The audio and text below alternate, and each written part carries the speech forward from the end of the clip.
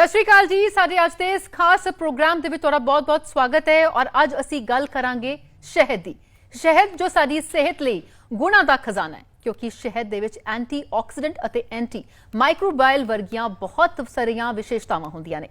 इसलिए पुराने समयां तो ही शहद सेहत दी तंदुरुस्ती अते दवाई वजों वरतिया जांदा है। शहद विटामिन, आयरन, फॉस्फोरस, सोडियम ते कैल्शियम आ तत्तां दे नाल भरपूर हुंदा है अते मनुखी शरीर दे लई इक संपूर्ण खुराक भी मन्निया जांदा है, जो साडे शरीर नूं चुस्ती, फुर्ती ते स्फुर्ती दिंदा है। शहद दे गुणां अते इस दे तत्तां बारे अज असीं अपने इस खास प्रोग्राम विच चर्चा करांगे कि शहद सारी सेहत लई किन्ना गुणकारी अते लाभदायक है। तो सब तो पहला प्रोग्राम की शुरुआत करन ते एक खास तुहानूं असीं वीडियो दिखाने आ। जिंदगी च जेकर मिठास कुदरती ढंग नाल मिल जाए तो इस तो वधिया की हो सकता है। जीवन च मिठास लियाउण दा एक वधिया साधन है शहद। शहद एक अजिहा खाण है जो तुहाडी बीमारियां नाल लड़न दी समर्था नूं वधाउंदा है। भारत ही नहीं बल्कि पूरी दुनिया च लोग मिठास लई शहद दी वरतों करदे ने। शहद कई पक्षां तो लाभदायक है, इस दे कई गुण ने। शहद च एंटी इन्फ्लेमेटरी गुण हुंदे ने जो खंघ नूं शांत करन च मदद करदे ने।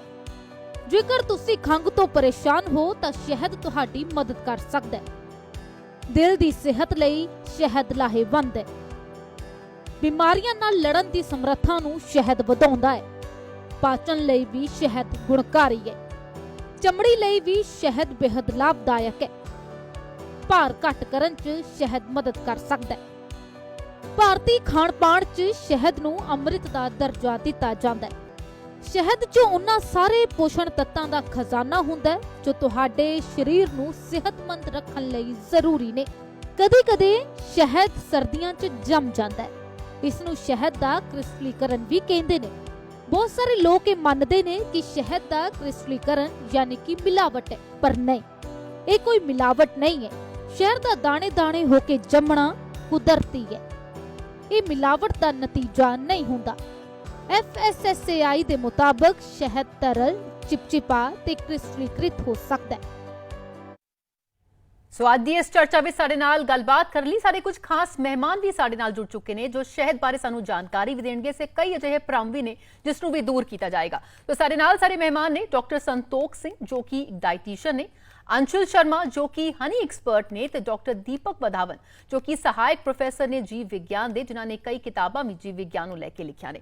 सो साडी अज दी इस चर्चा नूं असीं शुरू करदे हां। सब तो पहला अंशुल, तुहाडे तो असीं जानना चाहांगे कि जदों असीं शहद दी गल करदे हां, सुपर फूड इस नूं कहा जांदा है, क्यों आखिर इस नूं सुपर फूड कहा जांदा है? नमस्ते, सत श्री अकाल जी। शहद जो है उसे भगवान का खाना, super food of the gods भी कहा जाता है, क्योंकि इसमें 22 तरह के अमीनो एसिड्स हैं, 30 टाइप के बायो एक्टिव कॉम्पोनेंट्स हैं, बाकी मिनरल, जिंक और ये सभी कॉम्पोनेंट्स इसमें प्रेजेंट हैं। तो it's a complete food in itself. इसमें पॉलीफिनॉल्स रहते हैं जो कि एंटी कैंसर और एंटी इन्फ्लामेटरी रहता है। फ्लेवोनॉइड्स रहते हैं जो हमारी इम्यूनिटी को बूस्ट करता है। और इसके अलावा इसमें बहुत सारे अलग अलग तरह के कंपोनेंट्स हैं, जो भी बायो एक्टिव कंपोनेंट्स जिनके बारे में बात कर रही हूँ, जो ओवरऑल हमारे हार्ट डिजीज़ या जो अदर कोई सेल्यूलर इलनेस है या एंटी इन्फ्लामेटरी जो भी हमारे अंदर डिजीज़ अकर होते हैं, उनसे हमें प्रोटेक्ट करता है। So it's a complete food in itself. तो इसीलिए इसे एक सुपर फूड कहा जाता है, क्योंकि इसमें इतनी सारे कंपोनेंट्स जो नेचुरली नेचर से अकर करते हैं वो प्रेजेंट हैं। जी बिल्कुल। डॉक्टर संतोख सिंह भी साडे नाल जुड़े ने जो कि डाइटिशियन ने। जो डॉक्टर संतोख, तुहाडे तो जानना चाहांगे, जदों असीं शहद की गल करदे हां, बड़ा गुणकारी इस नूं मन्निया जांदा है, खास तौर ते सेहत लई वख-वख तरह दे लई इस नूं लाभदायक मन्निया जांदा है। इस दे बारे तुसीं दसोगे? शहद दे विच कई विटामिन्स, कई मिनरल्स हैगे ने, ते जिहड़ा मेन हैगा कैल्शियम ते आयरन तो हैगा ही है इहदे विच। ते इहदे विच जिहड़े मेन गुण हैगे है, अगर मूँह च छाले पै जाण ते इहदे विच B2 राइबोफ्लेविन मिलदा है, B3 नायसिन है इहदे विच। नायसिन जिहड़ी साडी बॉडी विच ना एनर्जी पैदा करदा है इंस्टेंट जी। ते इहदा ना GI लैवल लो है, ये गुड़ तो चंगा मन्निया जांदा है। ਜੀ ਅਗਰ ਆਪਾਂ ਗੁੜ ਨਾਲ ਕੰਪੇਅਰ ਕਰੀਏ, ਅਗਰ ਐਸੇ ਡਾਈਟੀਸ਼ੀਅਨ ਨੂੰ ਦੱਸਾਂ ਤੇ ਸ਼ਹਿਦ ਇਜ਼ ਵੈਰੀ ਗੁੱਡ। ਤੇ ਇਹਦੇ ਵਿੱਚ B5 ਪੈਂਟੋਥੀਨਿਕ ਐਸਿਡ ਜਿਹੜਾ ਹੈਗਾ ਨਾ, ਇਹ ਸਾਡੇ ਵਾਲਾਂ ਵਾਸਤੇ ਕੈਲਸ਼ੀਅਮ ਤੇ ਪੈਂਟੋਥੀਨੇਟ ਮਿਲ ਕੇ ਕੈਲਸ਼ੀਅਮ ਪੈਂਟੋਥੀਨੇਟ ਬਣਦਾ ਹੈ। ਇਹਦੇ ਵਿੱਚ ਕੈਲਸ਼ੀਅਮ ਵੀ ਮਿਲਦਾ ਹੈ ਤੇ ਪੈਂਟੋਥੀਨਿਕ ਐਸਿਡ ਵੀ ਮਿਲਦਾ ਹੈ। ਉਹ ਦੋਨੋਂ ਮਿਲ ਕੇ ਇਹ ਸਾਡੇ ਵਾਲਾਂ ਵਾਸਤੇ ਵੀ ਬਹੁਤ ਅੱਛਾ ਹੈ। ਤੇ ਵਿਟਾਮਿਨ B6 ਮਿਲਦਾ ਹੈ, ਵਿਟਾਮਿਨ C ਵੀ ਮਿਲਦਾ ਹੈ। ਤੇ ਮੇਨ ਤਾਂ ਇਹਦਾ ਮੇਨ ਸੋਰਸ ਤਾਂ ਇਹ ਹੋ ਗਿਆ। ਲੇਕਿਨ ਅਗਰ ਅਸੀਂ ਚੱਲੀਏ ਨਾਰਮਲੀ, ਇਸ ਤਰ੍ਹਾਂ ਇਹਦੇ ਗੁਣ ਕੀ ਹੈਗੇ ਨੇ, ਇਹ ਗੁਣ ਜਿਹੜਾ ਨਾ ਇਹ ਠੰਡਾ ਹੁੰਦਾ ਹੈ ਬੇਸਿਕਲੀ ਜੀ। ਤੇ ਇਹਨੂੰ ਅਸੀਂ ਜ਼ਿਆਦਾ ਗਰਮ ਕਰਕੇ ਇਹਨੂੰ ਪ੍ਰਯੋਗ ਨਾ ਕਰੀਏ ਤੇ ਇਹਨੂੰ ਠੰਡਾ ਹੀ ਯੂਜ਼ ਕਰੀਏ। ਮੈਂ ਦੇਖਿਆ ਕਿ ਕਈ ਲੋਕੀ ਨਾ ਇਹਨੂੰ ਅਗਰ ਗਰਮ ਪਾਣੀ 'ਚ ਪਾਣਾ ਵੀ ਹੈ ਤਾਂ ਫਟਾਫਟ ਪੀ ਲਓ ਜੀ। ਤੇ ਇਹਨੂੰ ਗਰਮ ਪਾਣੀ 'ਚ ਪਾ ਕੇ ਰੱਖਣਾ ਨਹੀਂ ਹੈ, ਕਿਉਂਕਿ ਇਹਦਾ ਗੁਣ ਵਿਪਰੀਤ ਹੋ ਜਾਏਗਾ। ਤੇ ਨੰਬਰ 2, ਇਹਦੇ ਵਿੱਚ ਬਰਨ ਕੇਸਿਸ ਦੇ ਵਿੱਚ ਕਿਤੇ ਜਲਨ ਹੋਵੇ, ਠੰਡ ਪਾਉਂਦਾ। ਤੇ ਨੰਬਰ 3, ਇਹ ਐਂਟੀਬਾਇਓਟਿਕ ਦਾ ਵੀ ਕੰਮ ਕਰਦਾ ਹੈ। ਖਾਂਸੀ ਹੋਵੇ ਉਹਦੇ ਵਿੱਚ ਐਂਟੀਬਾਇਓਟਿਕ ਦੇ ਵਿੱਚ ਕਈ ਗੁਣ ਹੈਗੇ ਨੇ। ਫਰਕਟੋਸ ਲੈਵਲ ਹਾਈ ਹੈ ਤੇ ਇਹਦੇ ਵਿੱਚ ਇਹ ਐਂਟੀਬਾਇਓਟਿਕ ਦਾ ਵੀ ਕੰਮ ਕਰਦਾ ਹੈ। ਤੇ ਖਾਂਸੀ ਦੇ ਵਿੱਚ ਕਾਲੀ ਮਿਰਚ ਦੇ ਨਾਲ ਇਹਦਾ ਪ੍ਰਯੋਗ ਬਹੁਤ ਪੁਰਾਣੇ ਜ਼ਮਾਨੇ ਵਿੱਚ ਪ੍ਰਚਲਿਤ ਹੈਗਾ। ਤੇ ਜਿਹੜੀਆਂ ਆਪਾਂ ਇੱਕ ਮੇਨ ਹੈ ਕਿ ਜਿਹੜੀ ਅੱਖਾਂ ਦੇ ਵਿੱਚ ਕੰਜਕਟਿਵਾਈਟਿਸ, ਦੇਖੋ ਹੁਣ ਗਰਮੀਆਂ ਆ ਰਹੀਆਂ ਅੱਗੇ ਤੇ ਕੰਜਕਟਿਵਾਈਟਿਸ ਦਾ ਕੇਸ ਆਂਦਾ, ਆਈ ਫਲੂ, ਉਹਦੇ ਵਿੱਚ ਸ਼ਹਿਦ ਨੂੰ ਲੈ ਕੇ ਮਤਲਬ ਰੂਹ ਨੂੰ ਲੈ ਕੇ ਸ਼ਹਿਦ ਦੇ ਵਿੱਚ ਥੋੜਾ ਡਬੋ ਕੇ ਤੇ ਅਸੀਂ ਅੱਖਾਂ ਵਿੱਚ ਪਾ ਕੇ, ਇਹ ਐਂਟੀ ਵਾਇਰਲ ਦਾ ਵੀ ਕੰਮ ਕਰਦਾ ਹੈ। ਇਹਦੇ ਗੁਣ ਇਹਦੇ ਬਹੁਤ ਨੇ। ਨੰਬਰ ਲਾਸਟ ਜਿਹੜਾ ਬਹੁਤ ਮੇਨ ਹੈ, ਜਿਹੜੀ ਸਭ ਲੋਕਾਂ ਨੂੰ ਬਿਮਾਰੀਆਂ ਹੈਗੀਆਂ ਕਬਜੀ ਦੀਆਂ, ਕਬਜ਼ ਦੇ ਵਿੱਚ ਇਹਦਾ ਆਯੁਰਵੇਦਾ ਦੇ ਵਿੱਚ ਤੇ ਡਾਈਟ ਦੇ ਵਿੱਚ ਬੜਾ ਟੂਟ ਮਤਲਬ ਇਹਦਾ ਪਾਰਟ ਹੈ ਕਿ ਇਹਨੂੰ ਅਗਰ ਮੇਲ ਕਰ ਦਈਏ ਅਸੀਂ ਰੋਜ਼ ਦੇ ਨਾਲ, ਗੁਲਾਬ ਨਾਲ ਮੇਲ ਕਰ ਦਈਏ ਸ਼ਹਿਦ ਨੂੰ, ਜਿਹਨੂੰ ਅਸੀਂ ਗੁਲੂਕੰਦ ਕਹਿ ਦਿੰਦੇ ਆ। ਗੁਲੂਕੰਦ ਤੁਸੀਂ ਸੁਣਿਆ ਹੋਣਾ। ਤੇ ਇਹ ਕਬਜੀ ਵਾਸਤੇ ਬਹੁਤ ਹੈ। ਮਤਲਬ ਕਹਿਣ ਦਾ ਮਤਲਬ ਹੈ ਕਿ ਸ਼ਹਿਦ ਇਟਸੈਲਫ, ਮੈਡਮ ਨੇ ਜਿਸ ਤਰ੍ਹਾਂ ਦੱਸਿਆ ਕਿ ਸੁਪਰ ਫੂਡ ਹੈਗਾ। ਅਦਰਕ ਤੇ ਕਾਲੀ ਮਿਰਚ ਹੈ ਜੀ, ਇਹ ਆਪਾਂ ਨੂੰ ਪਤਾ ਹੈ ਕਿ ਇਹ ਖਾਂਸੀ ਰੋਕਦੀ ਹੈ ਆਯੁਰਵੇਦਾ ਦੇ ਵਿੱਚ। ਲੇਕਿਨ ਅਗਰ ਇਹਦੇ ਵਿੱਚ ਸ਼ਹਿਦ ਦੇ ਵਿੱਚ ਤੁਸੀਂ ਆਪਣਾ ਅਦਰਕ ਨੂੰ 2, 3, 4 ਬੂੰਦਾਂ ਨਿਚੋੜ ਦਿਓ, ਕਾਲੀ ਮਿਰਚ ਪਾ ਦਿਓ, ਛੋਟੇ ਬੱਚੇ ਨੂੰ ਚਟਾ ਦਿਓ ਤੇ ਖਾਂਸੀ ਉਦੋਂ ਹੀ ਬੰਦ। ਖਾਸ ਕਰ ਰਾਤ ਵਾਲੀ ਖਾਂਸੀ, ਰਾਤ ਨੂੰ ਜਿਹਨੂੰ ਵੀ ਖਾਂਸੀ ਹੁੰਦੀ ਹੈ ਉਹ ਰਾਤ ਨੂੰ ਖੰਘਦਾ ਬਹੁਤ ਹੈ। ਦਿਨੇ ਠੀਕ ਹੁੰਦਾ ਹੈ, ਰਾਤ ਨੂੰ ਖੰਘਦਾ, ਕਿਉਂਕਿ ਆਯੁਰਵੇਦਾ ਵਿੱਚ ਨਾ ਵਾਤ ਪਿੱਤ ਕਫ ਦਾ ਹੁੰਦਾ ਸਿਸਟਮ, ਤੇ ਰਾਤ ਨੂੰ ਕਫ ਪ੍ਰਕੋਪਿਤ ਹੁੰਦੀ ਹੈ। ਜਿਹਨੂੰ ਖਾਂਸੀ ਹੋਏਗੀ ਉਹ ਰਾਤ ਨੂੰ ਹੋਏਗੀ। ਤੇ ਮਤਲਬ ਕਿ ਸ਼ਾਇਦ ਬਹੁਤ ਹੀ ਅੱਛੀ ਚੀਜ਼ ਹੈਗੀ ਹੈ। ਇਹ ਇੱਕ ਸਾਨੂੰ ਇੱਕ ਵੰਡਰ ਚੀਜ਼ ਹੈਗੀ ਹੈ ਜਿਹੜੀ ਇਹ ਹਨੀ ਬੀਜ਼ ਬਣਾ ਕੇ ਦਿੰਦੀਆਂ ਨੇ ਫੁੱਲਾਂ ਦੇ ਨੈਕਟਰ ਦੇ ਵਿੱਚੋਂ ਦੀ। ਤੇ ਸ਼ਾਇਦ ਇਹ ਆਯੁਰਵੇਦਾ ਵਿੱਚ ਤਾਂ ਬਹੁਤ ਹੀ ਗੁਣ ਨੇ। ਐਜ਼ ਏ ਡਾਈਟੀਸ਼ੀਅਨ ਮੈਂ ਐਸੇ ਜਿਮ ਮੈਂ ਰੋਜ਼ ਜਾਂਦਾ ਤੇ ਮੈਂ ਸ਼ਹਿਦ ਨੂੰ ਐਜ਼ ਇਟ ਇਜ਼ 1 ਚਮਚ ਬਿਫੋਰ ਗੋਇੰਗ ਟੂ ਜਿਮ ਮੈਂ ਇਹਨੂੰ ਜ਼ਰੂਰ ਕਿਸੇ ਨਾ ਕਿਸੇ ਤਰੀਕੇ ਨਾਲ ਪੁਡਿੰਗ ਦੇ ਵਿੱਚ ਜਾਂ ਕਿਤੇ ਨਾ ਕਿਤੇ ਯੂਜ਼ ਕਰਦਾ ਜੀ। ਤੇ ਸ਼ਾਇਦ ਜਿਹੜਾ ਹੈਗਾ ਇਹਦੇ ਮਤਲਬ ਕਿ ਬਹੁਤ ਇਹਦੇ ਵਿੱਚ ਬਹੁਤ ਹੀ ਜ਼ਿਆਦਾ ਅੱਛੇ ਗੁਣ ਹੈਗੇ। ਬਿਲਕੁਲ ਡਾਕਟਰ ਜਿਹੜੇ ਨੇ ਦੀਪਕ ਵਿਦਾਵਨ ਉਹ ਵੀ ਸਾਡੇ ਨਾਲ ਬਣੇ ਹੋਏ ਨੇ, ਉਹਨਾਂ ਕੋਲ ਚਲਦੇ ਹਾਂ। ਡਾਕਟਰ ਸਾਹਿਬ, ਜਿਸ ਤਰ੍ਹਾਂ ਦੇ ਨਾਲ ਅਸੀਂ ਸ਼ਹਿਦ ਦੀ ਗੱਲ ਕਰ ਰਹੇ ਹਾਂ, ਬਹੁਤ ਗੁਣਕਾਰੀ ਸੁਪਰ ਫੂਡ ਮੰਨਿਆ ਜਾਂਦਾ ਹੈ, ਲੇਕਿਨ ਸ਼ਾਇਦ ਬਹੁਤ ਲੋਕ ਨਹੀਂ ਜਾਣਦੇ ਹੋਣਗੇ ਕਿ ਜਿਹੜਾ ਹਨੀ ਹੈ, ਜੋ ਸ਼ਹਿਦ ਹੈ, ਉਹ ਵੀ ਕਈ ਤਰ੍ਹਾਂ ਦਾ ਹੁੰਦਾ ਹੈ। ਇਸ ਬਾਰੇ ਕੋਈ ਜਾਣਕਾਰੀ ਦੋਗੇ? हाँ जी मैम, देखिए जो हनी है एज सच जी, ये एनिमल अपने आप प्रोड्यूस नहीं कर रहा। नेक्टर्स प्लांट्स को विजिट करके फ्लावर्स से नेक्टर्स लेके आता है। Now it depends upon where this hive is. Hive कहाँ पे है, कहाँ पे उसने छत्ता बनाया है, उसके आसपास कौन कौन से प्लांट्स हैं, उन प्लांट्स से कौन कौन से वो मटेरियल उठा रहा जी। क्या सनफ्लावर है? अगर सनफ्लावर अगर आसपास है तो शहद का रंग अलग कलर का होगा, थोड़ा ऑरेंजिश में पाया जाएगा। उसी तरीके से अगर यूकलिप्टस है, यूकलिप्टस से अगर शहद की मक्खी ने नेक्टर इकट्ठा किया है, वहाँ पे आप देखेंगे उसका रंग थोड़ा ब्लैकिश में चला जाएगा। और उसी तरीके से बरसीम का अलग रहेगा। It all depends upon flora कहाँ है, कहाँ से मक्खी ने नेक्टर लिया है, so that it will be converted into. उस बेसिस पे हम लोग शहद की ग्रेडेशंस करते हैं। यही नहीं, शहद कितना विस्कस है, कितना घन है, घना है, और उसके अंदर जो कंपोनेंट्स हैं उसमें कार्बोहाइड्रेट्स भी हैं अच्छे नंबर के। इसमें ग्लूकोज और फ्रक्टोज का कई बार 1:1 की रेशो में मिलती है। और एक और तरह का स्पेसिफिकली लेविलोज के नाम से एक शुगर है, उसका अमाउंट इसमें काफ़ी हाई रहता है। हाँ, इस चीज़ के ऊपर लोग कहते हैं कि शहद ये इसके क्रिस्टलाइज कर जाता है, इसके अंदर चीनी नजर आती है, ऐसा नहीं। This is a natural process which can take place in any kind of honey. जी बिल्कुल, ਅਸੀਂ ਗੱਲ ਹੁਣ ਕਰਾਂਗੇ ਕਿਉਂਕਿ ਸ਼ਹਿਦ ਕਈ ਵਾਰ ਅਸੀਂ ਦੇਖਦੇ ਹਾਂ ਕਿ ਕ੍ਰਿਸਟਲਾਈਜ਼ ਹੋ ਜਾਂਦਾ ਹੈ, ਦਾਣੇਦਾਰ ਹੋ ਜਾਂਦਾ ਔਰ ਇਹ ਮੰਨਿਆ ਜਾਂਦਾ ਹੈ ਕਿ ਇਹ ਖਾਣ ਜੋਗਾ ਨਹੀਂ ਹੈ ਔਰ ਕਈ ਲੋਕ ਇਸ ਨੂੰ ਖਾਣ ਤੋਂ ਗੁਰੇਜ਼ ਵੀ ਕਰਦੇ ਨੇ। ਅੰਸ਼ੂ ਜੀ, ਮੈਂ ਤੁਹਾਡੇ ਤੋਂ ਜਾਨਣਾ ਚਾਹਾਂਗੀ ਇਸ ਵਿੱਚ ਕਿੰਨੀ ਕੁ ਸੱਚਾਈ ਹੈ? हाँ जी, तो मैं कह रही थी हनी क्रिस्टलाइजेशन जो है वो एक नेचुरल प्रोसेस है जी। आप कोई भी हनी उठा के ले लीजिए, विद टाइम वो क्रिस्टलाइज हो जाता है क्योंकि हनी जो है एक सुपर सैचुरेटेड सॉल्यूशन है फ्रुक्टोज और ग्लूकोज का। तो ये चीज हमें सबसे पहले समझनी चाहिए कि हनी का कंपोनेंट क्या है, वो फ्रुक्टोज है और ग्लूकोज है। तो दोनों चीजें एक रेशो में हनी में प्रेजेंट होती हैं। वो रेशो जब अगर ग्लूकोज का रेशो थोड़ा सा भी ज़्यादा होगा फ्रुक्टोज से, तो उससे क्रिस्टलाइजेशन होनी शुरू हो जाती है हनी की। और क्योंकि क्रिस्टलाइजेशन का मतलब क्या है कि जो ग्लूकोज के कंपोनेंट्स हैं वो एक साथ जुड़ने शुरू हो जाते हैं और वो एक क्रिस्टल फॉर्म क्रिएट करना शुरू कर देते हैं। क्योंकि वो क्रिस्टल फॉर्म डेंस होता है तो जो ऊपर का हनी है वो ऊपर हमें दिखता है और जो क्रिस्टल है वो नीचे बैठना शुरू कर देते हैं, तो उससे क्रिस्टलाइजेशन हो जाती है। अब क्रिस्टलाइजेशन के बहुत सारे फैक्टर्स हैं, वो सिर्फ किसी एक चीज़ पे डिपेंड नहीं करता है। जैसे सबसे पहला अगर मैं बात करूँ तो टेम्परेचर है। अगर दो वेरिएशंस हैं, अगर आप 4 डिग्री से नीचे अगर हनी को स्टोर करते हैं किसी मतलब ड्राई और जहाँ पे मॉइस्चर नहीं है, तो हनी क्रिस्टलाइजेशन थोड़ा स्लो रहता है। और अगर आप उसे बहुत हाई टेम्परेचर में रखेंगे 25 डिग्री से ऊपर, तो जो हनी क्रिस्टलाइजेशन है वो तब भी कम हो जाएगा। इसके अलावा हनी जो क्रिस्टलाइजेशन होती है वो फ्लावर्स के ऊपर भी डिपेंड करती है। जैसे जो इंडियन फ्लावर्स हैं उनमें जो क्रिस्टलाइजेशन है वो थोड़ी ज़्यादा स्पीड से होती है उसके हनी से, जो भी नेक्टर बीज कलेक्ट करती हैं तो उनके जो उसमें जो क्रिस्टलाइजेशन है वो थोड़ी ज़्यादा होती है।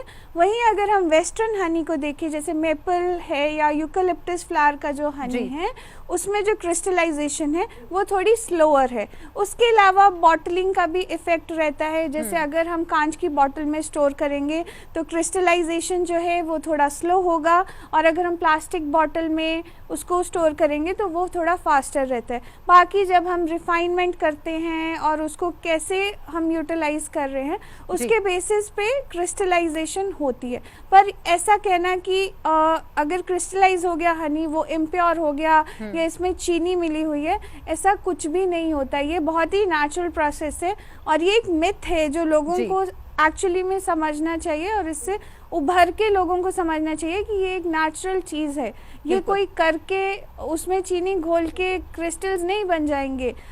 तो ये चीज़ लोगों को समझना बहुत ज़रूरी है। जो शहद के बारे की उसकी गुणवत्ता की क्योंकि उसको सुपर फूड क्यों कहा जाता है उसके बारे भी जानकारी दे रहे हैं। और खास तौर पर जो मिथ है कि जो शहद की क्रिस्टलाइजेशन हो जाती है वो खाण जोगा नहीं होता, जिस तरह साडे माहिर दस रहे हैं कि यह एक मिथ है, बिल्कुल इस सच्चाई नहीं है। डॉक्टर दीपक वधावन के कोल चलदे हां जो कि असिस्टेंट प्रोफैसर ने जूलॉजी के। डॉक्टर साहब, जिस तरह दे नाल असी तुसी जानकारी दिती है कि यह जो शहद है वो वक्-वक् फुल्लां तो जिहड़ा है वो पैदा होंदा है, सो क्या इसकी फिर प्रॉपर्टीज से इसकी गुणा ते भी असर पैंदा है शहद दे?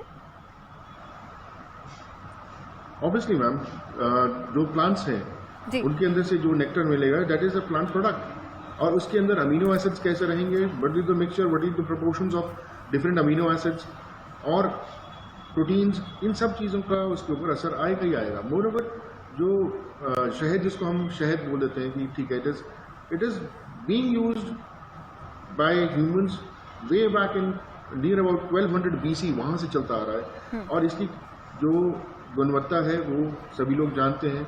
सब लोग जानते हैं कि स्वेलिंग्स तक को ख़त्म करने के लिए इसको लगाया जाता है। जो चर्म रोग हैं उनसे निजात पाने के लिए लगाया जाता है। बट मेन चीज़ है कि what is the source, what is the species of the bee which is responsible for production of that kind of honey? Apis cerana, जिसको हम इंडियन बी भी बोल देते हैं जी, एपिस मेलेफेरा यूरोपियन बी बोल देते हैं जी, एपिस डॉर्सेटा जो काफी बड़ी साइज की है, बहुत गुस्सैल है मक्खी, that is producing large amount of honey, but we are not able to use those the Apis dorsata। इसके सिवाय एपिस फ्लोरिया है, जिसको हम छोटी मक्खी भी बोलते हैं। ये सारी मक्खियां हैं which can produce Honey, and species dependent भी इनकी गुणवत्ता में फर्क आते हैं। बिल्कुल, सो यकीनन इसका भी असर जड़ा है वो नज़र आता है जो शहद के गुण ने। अंशुल शर्मा उन्होंने को एक बार फिर तो चलते हैं क्योंकि हनी एक्सपर्ट ने। अंशुल, जिस तरह ਅਸੀਂ ਗੱਲ कर रहे सी क्रिस्टलाइजेशन ਦੀ, इसनू ਡੀਕ੍ਰਿਸਟਲਾਈਜ਼ किया जा सकता है, जे हाँ तो किस तरह देना?